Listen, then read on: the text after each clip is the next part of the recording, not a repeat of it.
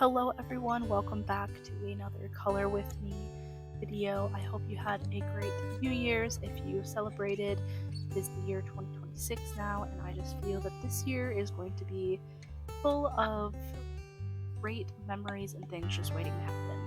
So today we're going to be coloring a page out of the Comfy Days Cute and Comfy coloring book by Coco Wyo. We're going to be coloring this little scene here with this ladybug kind of chilling out with all of her accessories and things around her. This is a little bit different coloring page than we've done in the past few coloring videos, since this is like not an exact scene. There's no like background kind of setting, but nonetheless it's going to be a fun one. So I'm just going in and starting to color the pillows that the ladybug is laying on. I go in with the shade 16 from the Master's Touch alcohol markers. Like before the previous color videos, I used two different brands of alcohol markers, the Master's Touch alcohol markers and the Smart Art markers. So I'm going in now with shade 91 from the Master's Touch, and I'm adding a little heart pattern to these pillows. I kind of wanted everything to have like a red kind of theme, because this is a ladybug, and since we don't really get to see like the shell of the ladybug, like the iconic red with black polka dots, I'm kind of using the rest of the elements in the scene to substitute that red in. So I'm going in now with a warm gray shade. This is Warm Gray 1 from Master's Touch, and using the same shade 16 that I colored the other pillow in, and I'm coloring the other two pillows here. So I just laid down the first color, and then I'm going in and making this like checkered gingham pattern here. So I just start by drawing stripes with the shade 16 horizontally and vertically. This is a super simple pattern that you can do on pretty much anything. I just lay down one base shade and then go over with the horizontal and vertical lines.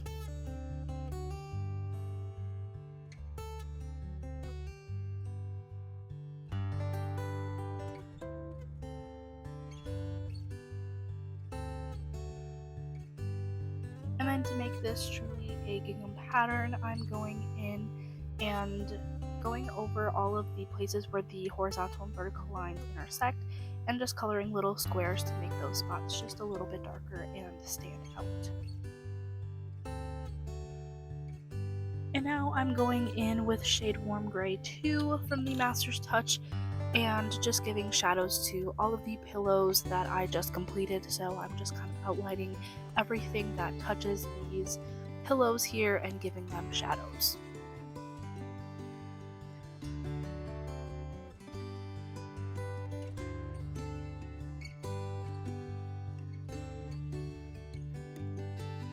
And now I'm going to start by coloring the rest of the objects in the scene. I'm going to be coloring the little Christmas cookie plate here. So I'm going in with a couple different shades. I start with 96 for the cookie, and then shade 167 for Master's Touch, and the same 16 shade that I've been using before for like the red here. And then I also will be going in with shade 93 for like the chocolate chips, and then shade 59 for the darker green of the cookie. I'm now going in with shade 76 to go in and color the plate that the cookies are all on. This is from the Smart Art marker brand, which is this nice sky blue shade of blue.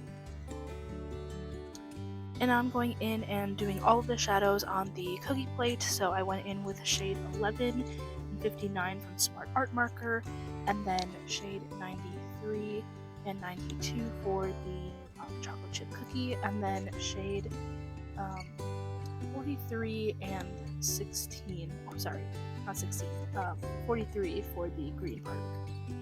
And then for the shading of the blue plate, I went in with shade 64 from the Smart Art marker and just gave shadows to all of that.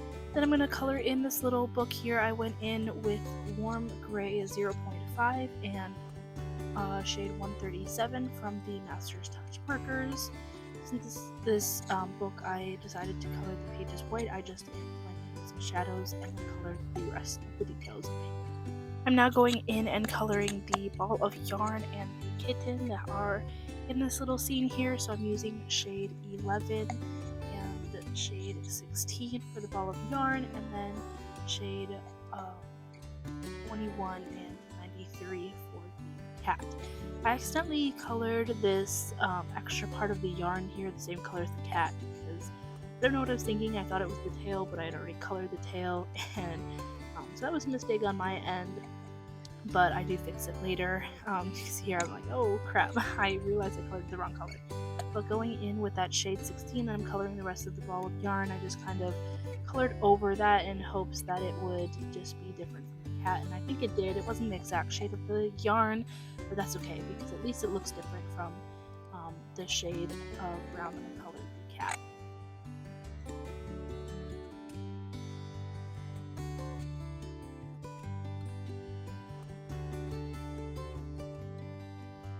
I'm now going in and coloring all of the albums and records that are in the top left corner here. So I went in with shade 66, 59, and 34, or 35 from the Smart Art marker, and then with shade 38, and then the warm gray 8 to color the records from the Master's Touch alcohol markers. So I wanted to kind of keep some of the similar colors going on in the scene. I didn't want too many different things, so I brought back that shade of blue from the plate, or a similar color to the plate, and then I used some yellows to color the lemon album. I thought that was fitting, and then I'll use some of these other colors in other parts of the scene that's going on here. And then for shadows, I went in with 35, 41 from Smart Art markers, and then shade 92 and 62 for the from the Master's Touch markers, just giving some shadows here for a little bit of depth. Again, I do this with all of the objects that are in the scenes on all of my pages that I do.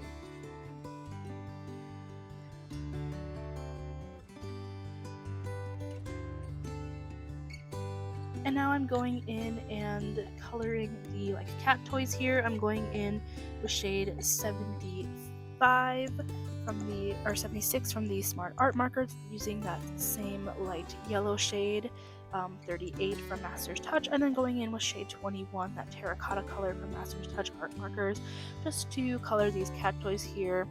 This is kind of where I bring in those similar colors that I've colored other objects here before. And then I'm going in with two different reds shades here. Same reds as before, 16, and shade 11 in coloring the recorder. And now I'm moving on to the little audio player here. I went in with two warm grays, three warm grays, warm gray 1, warm gray 5, and warm gray 8. And then I went in with shade 11 to color the ladybug of the record, or the audio player here. And then I decided to color these headphones red, so I went in with that 11 shade. I just thought this was very fitting for the ladybug. I thought a ladybug would have red headphones, since their shell is that red and black color, so I thought red would be very fitting for this ladybug, especially since we don't really see the shell of the ladybug, and I wanted that part to be represented in this picture somehow. And I'm just using the warm gray shades to add depth and my shadows, and then I went in with shade 10 from the Master's Touch markers to go in and give shadows to the headphones. I haven't really used this deeper red shade yet, since I would use that for the ladybug, but I decided to do that here. And then I'm just going in with two of the warm gray shades here. That's warm gray 2 and warm gray 5 to color in the foam. And now I'm coloring the ladybug, the star of this piece here. I'm bringing in shade 107 to color the face, and then using 3 warm gray shades for the rest of the body. I did color a ladybug in the previous color with you video that I did, and I'm using those exact same shades and coloring the exact same things the same color. I'm using this the darkest warm gray that I have to color the top of the head, the hands and arms, and then also the feet and legs of the ladybug. And then I'm going in with the medium warm gray shade to color kind of those connector pieces. I'm not really sure of the arms and legs. And then I'm going in with warm gray too to color the belly of ladybug. And then these are all of the shadows that I use, all from Smart Art or the Master's Touch markers, using shade 92 for the darkest gray, and then using shade 93 for the face, and then just using the next darker color of all the warm grays to color the lightest and middle shade of those warm grays, and I'm just adding my shadows here. And now I'm using the Cool Gray 0.5 from the Master's Touch and giving all of my shadows. Since this page didn't really have a scene going on, it's just kind of some items on a page here, I just wanted to give everything a little shadow. And just a reminder, all my shadows I pick where my light is going to be hitting everything, and then on the opposite sides I pick one side or like one corner of all of the objects and color those with the shadow that I'm going to do. And then on the opposite side of that, where the light will be hitting the objects, I'm going in and using my Grabbie acrylic paint marker and giving my highlights. This is where everything starts to come together and really pop out from the page. So I'm picking wherever I did not put my shadows on the opposite side. Usually the corners and like the left side is where I do all of my highlights, going in and adding those on all of the objects to make them really stand out from the page.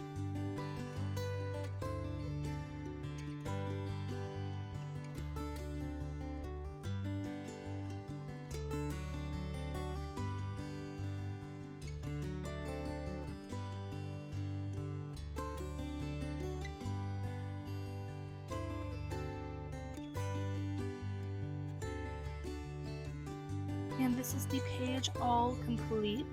I thought it turned out super cute, super fun, just a little chill color. This wasn't super intense or anything super difficult, but I still really liked how the outcome turned out.